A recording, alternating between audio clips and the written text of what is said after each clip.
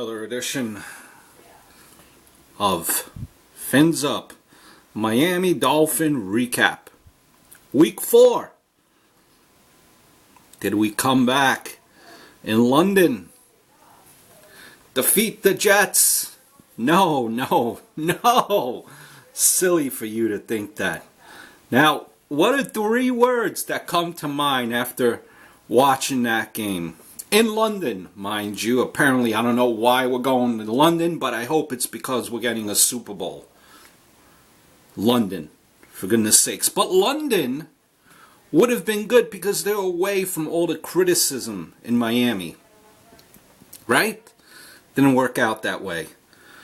3 words that come to mind for me are shock, anger, disappointment. We lost 27-14 to the New York Jets. And let's be honest with each other. This is not how the season was supposed to be. Myself and all of you, we were not blind to believe that the Miami Dolphins would be an improved team in 2015. Because the fact of the matter is, I think we simply underestimated the ability of the coaching staff to self-destruct with just 4 weeks into the season, a quarter gone. And that's exactly what we've done. You know, growing up a Dolphin fan was back in the day, seeing Dan Marino as a kid, and I'm like, wow, this guy is filthy sick. But now I am sick and tired, as being close to my mid-30s already, sick and tired of having to rely on that past bullshit that we held on to with having Marino records and teams that won so long ago. Most of today's fans were probably still in our daddy's ball sack, quite honestly. I don't remember those championship years. I just had Marino. And, I wasn't around for the championship days. I had Marino, and I thought to myself, he's going to win a Super Bowl, and he didn't, unfortunately. Someone, the whole team, needs to pull their head out of that proverbial asses and get in the damn game. It's becoming a numb, stomach-turning experience. When we see guys with their hands on their knees by their sides, we got to do better than this.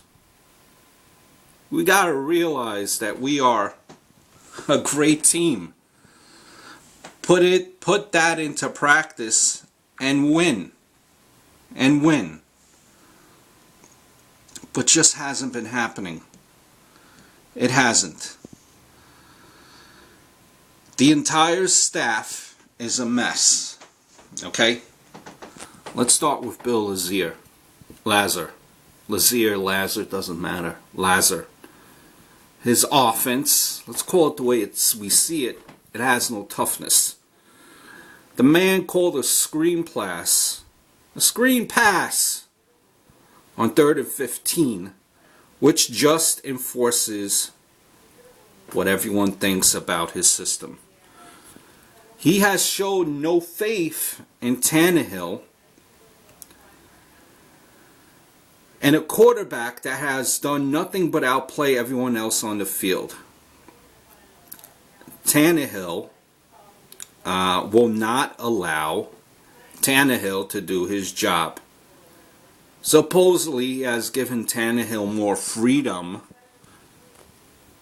but according to sources from what I read, Tannehill still cannot change plays at the line. He could only do variations of the same play. If you look at Tannehill, you can see that he's frustrated multiple times in this game. We cannot run the ball. We can't. We have no toughness. And our offense just seems lost because Lazar's refusal to adjust or diversify his system. Speak of the defense. Although that defense came alive in the second half for just a little smidge of a second, don't let that fool you. If a coach can't manage to squeeze a good play out of a unit that has that much talent, doesn't have any business in coaching. Sue, who's done horrible, he just didn't get to Miami and all of a sudden become a horrible player. That can't be. It's not true. I think our defensive coordinator, he has an inability to simply let our players play and maximize talent. His defense is either overcomplex or overly simple, and there's really nothing in between. The man is either out-scheming himself or being so transparent that the quarterbacks can lob balls up into one-on-one coverage and let guys make plays all day. So that's why I say to you, as much as you guys want to fire Philbin, and I agree, let's not forget what he did his first season. Although Philbin oversees everything, his coordinators have done nothing but the job. They haven't done the job at all. So if you get rid of Philbin, who would you replace him? Is there a better option? Philbin, his first year, led a team that had no personnel whatsoever. I believe it was like a 9-7 record. Who are you going to replace Philbin with? Certain things with the Dolphins I don't understand. Why is Devontae Parker, first round draft pick, in the depth chart beneath Greg Jennings? Makes no sense to me. When Parker is on the field, he makes plays. Why is Akins and Shepard on the starting team's defense? Aiken is not ready. He has allowed multiple touchdowns due to, blown coverage, poor tackling. And Shepard, does he have any upside? I don't think so.